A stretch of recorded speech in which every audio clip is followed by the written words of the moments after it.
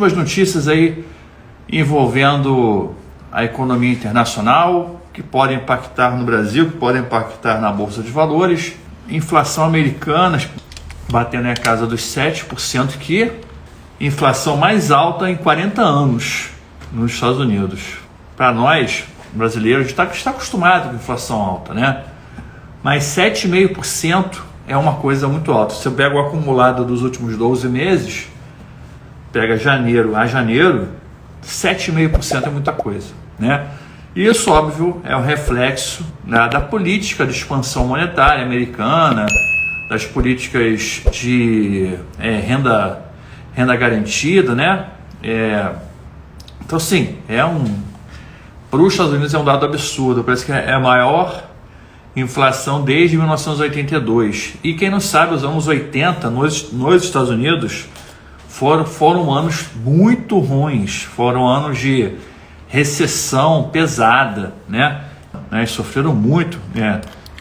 Esse gráfico aqui ele mostra justamente os grandes momentos de recessão nos Estados Unidos, tá vendo? Cada barrinha dessa aqui, ó, é do próprio Fed, tá?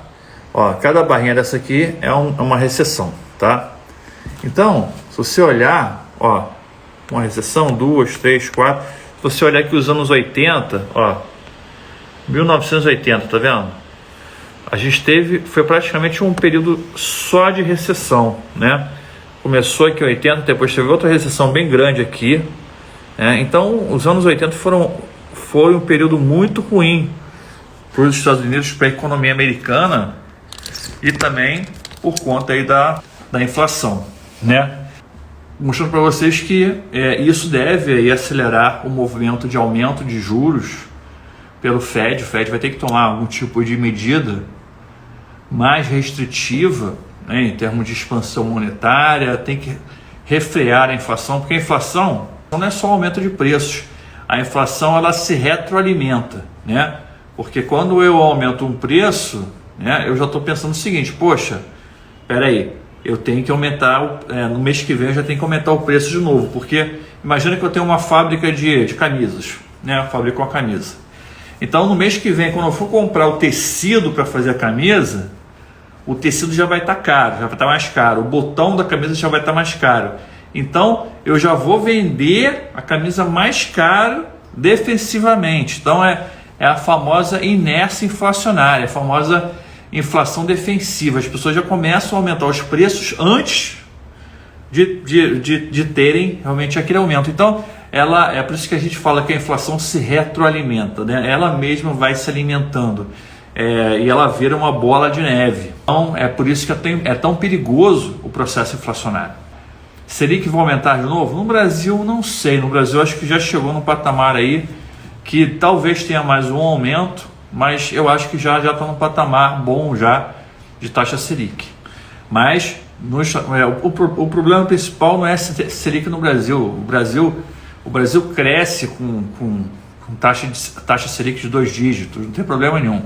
O problema é os Estados Unidos. Se os Estados Unidos tiver uma taxa de juros de 3, 4%, os Estados Unidos quebra, né? A verdade é essa. Muitas empresas vão ter dificuldade para refinanciar, porque a taxa de juros é negativa. A taxa de juros hoje americana é negativa e é muito negativa. Imagina que você tem uma inflação de 7%, você tem uma taxa de juros 0,25, ridícula, né? Então você tem um incentivo muito grande para projetos, para empresas ineficientes. Então o que é uma taxa negativa? Eu pego emprestado 10 mil reais, eu pago 9 mil. É isso. Isso que é uma taxa negativa. E é isso que tem nos Estados Unidos, tá? Uma taxa de juros real negativa. O cara pega o empréstimo, ele paga menos do que ele pegou, pô. Então se eu pegar 1 bilhão emprestado, eu pago 900 milhões, eu fico com 100 milhões. É isso? É mais ou menos isso. Então, as empresas ineficientes conseguem se financiar, conseguem se endividar, ou conseguem se financiar na Bolsa de Valores, emitindo ações, e isso cria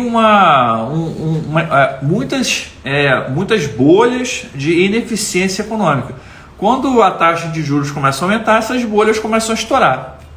Aí você viu aí, teve a bolha da internet nos anos 2000, 2008 teve a bolha imobiliária, né? Que as pessoas, os juros eram tão baixos, a pessoa pegava emprestado, comprava uma casa, aí pegava aquela casa que ela comprou, o que ela fazia? Ela fazia a hipoteca daquela casa para comprar uma segunda casa, fazia a hipoteca da terceira casa para comprar uma quarta, botava tudo para alugar, entendeu? Botava tudo para alugar.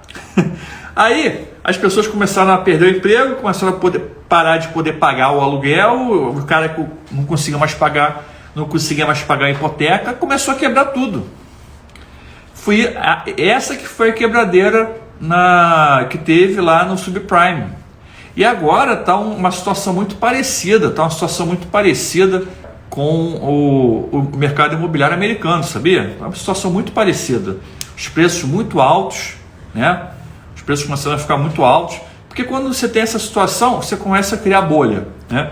Os preços das ações americanas em níveis absurdos, principalmente as empresas de tecnologia. Tem empresa barata? Tem empresa barata. Dá para investir em empresa barata, mas tem muita coisa cara. Então, a primeira coisa que tem que ficar ligado é isso. Outra coisa que está me preocupando bastante é a questão da crise da Ucrânia com a Rússia, né?